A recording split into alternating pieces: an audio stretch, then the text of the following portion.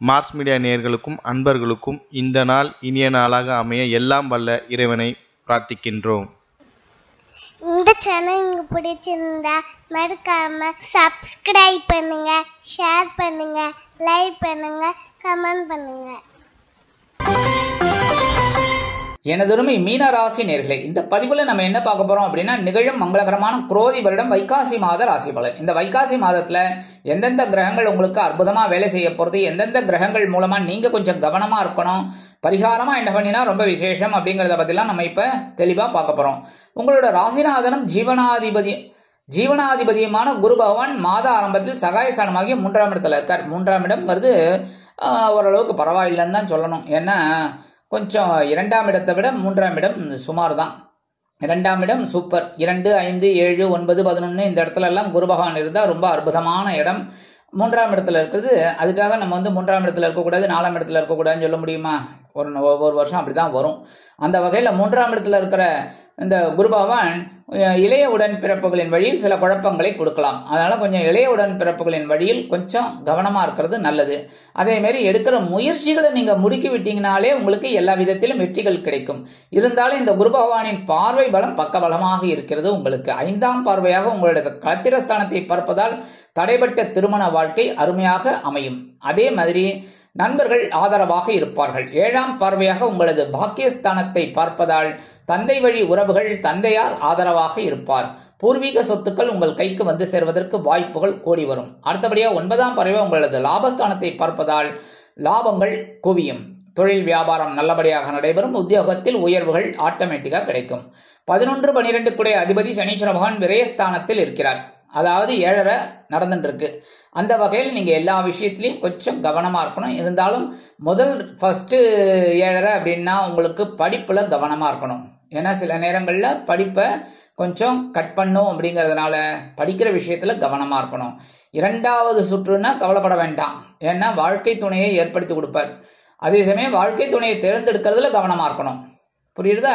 அடுத்து 3வது சுற்றுங்கும்போது உடல் ஆரோக்கியத்துல கவனமா இருக்கணும். அவ்வளவுதான். மற்றபடி பெரிய விஷயத்துல எது இல்லை. ஆனா 12ஆம் இடத்துல இருக்கார் அப்படிங்கிறதுனால சில பேருக்கு வீடு, மனை, வாகனம் வாங்கும் யோகம் கண்டிப்பா உண்டாகும். 4, 7 குடை அதிபதி புத பகவான் மாத ஆரம்பத்துல தனவாக்கு குடும்பஸ்தானத்துல இருக்கார். அதே மாதிரி 3, 8 குடை அதிபதி சுக்கிர பகவானும் தனவாக்கு குடும்பஸ்தானமாகி 2ஆம் இடத்துல இருக்கார். சோ வரவு வந்துட்டே இருக்கும். உங்களுக்கு உற்றார் உறவினர்களின் வழியில் மகிழ்ச்சி உண்டாகும். குழந்தைகள் ஆதரவாக இருப்பார்கள். அதே சமயம் உடன்பிறப்புகள் ஓரளவுக்கு உங்களுக்கு அனுகூலமாக இருப்பாங்க. வாழ்க்கை துணை வழியில் சில பிரச்சனைகள் ஓயும். வாழ்க்கை துணை உங்களுக்கு ரொம்ப ஆதரவாக இருப்பார். அதே சமயம் 24/5/2024 இருந்து இந்த புத பகவான் சகாயஸ்தானமாகிய 3ஆம் இடத்துக்கு வந்துடுறார். வந்து சூரிய பகவானுடன் இணைந்து புதாதித்ய யோகம் பெற்று சஞ்சரிக்கிறார்.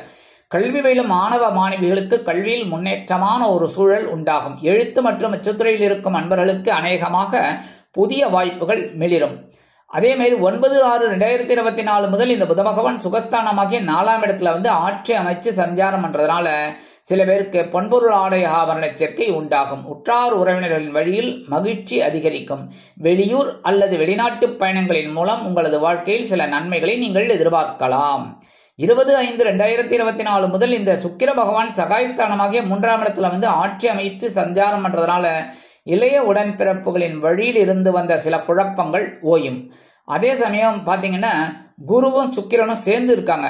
அதனாலே 2 குருவும் ஒரே இருக்கிறதுனால உங்களுக்கு சில மகிழ்ச்சிகரமான சூழலும் உண்டாகும். அதே சமயம் எடுக்கிற முயற்சிகள்லாம் இப்ப பலிதமாகும். 13/6/2024 முதல் இந்த சுக்கிர பகவான் சுகஸ்தானமாகிய 4ஆம் இடத்துக்கு வருவதனால வெளியூர் பிரயாணங்களின் மூலம் சில நன்மைகளை நீங்கள் தொழில் வியாபாரத்தில் எதிர்பார்க்கலாம். அதே மாதிரி இந்த மார்க்கெட்டிங் துறையில எல்லாம் இருக்கிறவாளுக்கெல்லாம் ஒரு உயர்வுகள் கண்டிப்பாக கிடைக்கும். 2, 9 குடைய அதிபதி செவ்வாய் பகவான் ஜென்மராசியில இருக்கார் மாத ஆரம்பத்துல. அதனால முன்கோபம் அதிகரிக்கலாம். பேசுற வார்த்தையில கவனமா இருக்கணும். எல்லா விஷயத்திலையும் ரொம்ப எச்சரிக்கையா இருக்கிறது நல்லது. தனவரவு சில பேருக்கு கொஞ்சம் காலதாமதமாகி இறுதியில் கிடைக்கும். அதே மாதிரி தந்தையார் வழியில் சில பிரச்சனைகளை நீங்கள் எதிர்கொள்ளலாம். அதனால கொஞ்சம் அவரோட வீண் தர்க்கம், வீண் விவாதம் இதெல்லாம் வேண்டாம். உத்தியோகத்துல இருக்கிறவாள் எடுக்கிற காரியங்கள்ல சிரத்தையா இருக்கணும். தொழில் வியாபாரத்திலையும் கவனமா இருக்கணும். 31/5/2024 முதல் இந்த செவ்வாய் பகவான் தனவாக்கு குடும்பஸ்தானமாகிய 2ஆம் இடத்துக்கு வந்து ஆட்சி அமைச்சு சஞ்சாரம் பண்ண போறதுனால தனவரவு இன்னுமே உங்களுக்கு ஆட்டோமேட்டிக்கா நல்லபடியா வரும். அதே மாதிரி கொடுத்த வாக்குறுதிகளை காப்பாற்றி மகிழ்வீர்கள். குடும்ப உறுப்பினர்களின் அத்தியாவசிய தேவைகளை பூர்த்தி செய்து மகிழ்வீர்கள். தனவரவு தாராளமாக வருவதால் விலை உயர்ந்த பொருட்களை வாங்கி மகிழும் வாய்ப்புகள் உண்டாகும். தந்தையார் வழியில் இருந்து வந்த பிணக்குகள் மறையும். சீருடை பணியாளர்களாகிய காவல், இராணுவம், தீயணைப்புத்துறை, மருத்துவத்துறையில் வேலை பார்க்கும் அன்பர்களுக்கு எதிர்பார்க்கும் இடமாற்றம், பதவி மாற்றம், பதவி உயர்வு, சம்பள உயர்வு அருமையாக வந்து சேரும். பகைருண ரோகாதிபதி சூரிய பகவான் மாத ஆரம்பத்துல சகாயஸ்தானமாகிய 3ஆம் இடத்துல இருக்கிறது உங்களுக்கு பெரிய பாக்கியம். ஏன்னா சூரிய பகவான் 3ஆம் இடத்துல இருந்தா அப்படின்னாலே பெரிய ஒரு முன்னேற்றம். ஏன்னா 2ஆம் இடத்துல இருந்துட்டு உச்சமடைந்து உங்களுக்கு சில நன்மைகளை வாரி வழங்கிய சூரிய பகவான் இப்பொழுது உங்களது முயற்சிகளை முன்னேற்றம் அடைய வைக்க போறார். அதனால இப்ப நீங்க பண்ண வேண்டியதெல்லாம் என்ன அப்படின்னா முயற்சி முயற்சி முயற்சி முயற்சி திருவினையாக்கும். ஒரு முயற்சியும் உங்களுக்கு வீண் போகாது. அதனால நீங்க எல்லா காரியங்கள்லயும் முயற்சியோட இறங்குங்க. கண்டிப்பாக வெற்றி அடையும் வாய்ப்புகள் உங்களுக்கு நிறைய இருக்குங்க. அதே மாதிரி இளைய உடன் பிறப்புகள் அனுகூலமா இருப்பாங்க. எடுக்கிற காரியங்கள் அற்புதமா நிறைவேறும்.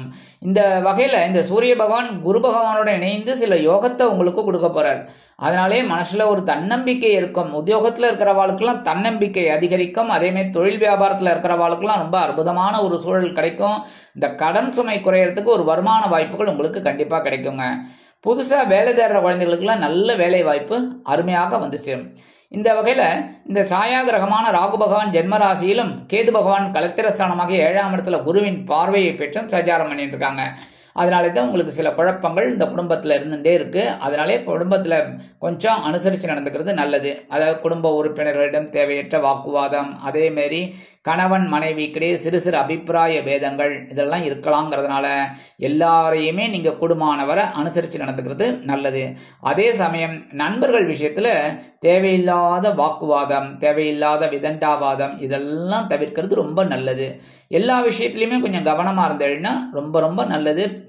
முக்கியமா பேசுற வார்த்தைகள், ஏன்னா சில சமயம் பேசுற வார்த்தைகள் தான் ஒரு பிரச்சனைகளை கொடுக்கும். அப்படிங்கிறதுனால பேசுற வார்த்தையில கவனமா இருந்துட்டு இருந்தா ரொம்பவே நல்லது. அதே சமயம் இந்த வீண் கோபத்தை தவிர்க்கிறது ரொம்ப நல்லது. பரிகாரமா என்ன பண்ணினா ரொம்ப விசேஷம் அப்படின்னா நவ கிரகங்களில் உள்ள சனீஸ்வர பகவானை சனிக்கிழமைகளில் எல் தீபம் ஏற்றி வழிபாடு பண்ணுங்கோ. அதே சமயம் நவ கிரகங்களில் உள்ள புத்திரக்காரகராகிய குரு பகவானுக்கு வியாழக்கிழமைகளில் நெய் தீபம் ஏற்றி வழிபாடு பண்ணுங்கோ. அதனால சனீஸ்வர பகவானால் விளையக்கூடிய சில நன்மைகள் உங்களுக்கு கண்டிப்பா கிடைக்கும். அதே மாதிரி குரு பகவான் உங்களுக்கு ஆதரவா இருப்பார். அதே சமயம் புற்றுக்கோயில் போயிட்டு வருது ரொம்ப விசேஷம். ஏன்னா இந்த ராகு கேது பிரீத்திக்காக கண்டிப்பா செவ்வாய்க்கிழமை, வெள்ளிக்கிழமை, ஞாயிற்றுக்கிழமை போயிட்டு வருது ரொம்ப விசேஷமான பலன்களை உங்களுக்கு கொடுக்கும். முடியாத பட்சத்துல கண்டிப்பா ஒரு நாள் உங்களுக்கு எப்ப முடியறதோ அந்த ஒரு நாள் கண்டிப்பா போயிட்டு புற்றுக்கோயில் போயிட்டு அம்பாள் தரிசனம் பண்ணிட்டு வாங்கோ. அது உங்களோட மன குறைகளை தீர்க்கும். ஆக இந்த சிறு பரிகாரங்களின் மூலம் மங்களகரமான குரோதி வருடம் வைகாசி மாதம் எனதருமை மீனராசி அன்பர்களுக்கு நல்ல விதத்தில் மாற்றங்களை கொடுக்கும் மாதமாக அமையும் என்று கூறி விடைபெறுகிறேன். நன்றி, வணக்கம். மீண்டும் ஒரு அருமையான பதிவில் நான் உங்களை மனமகிழ்ச்சியோடு சந்திக்கிறேன். வாழ்த்துக்கள். வாழ்க வளமுடன். இந்த சேனல் உங்களுக்கு பிடிச்சிருந்தா மறக்காம சப்ஸ்கிரைப் பண்ணுங்க, லைக் பண்ணுங்க, ஷேர் பண்ணுங்க.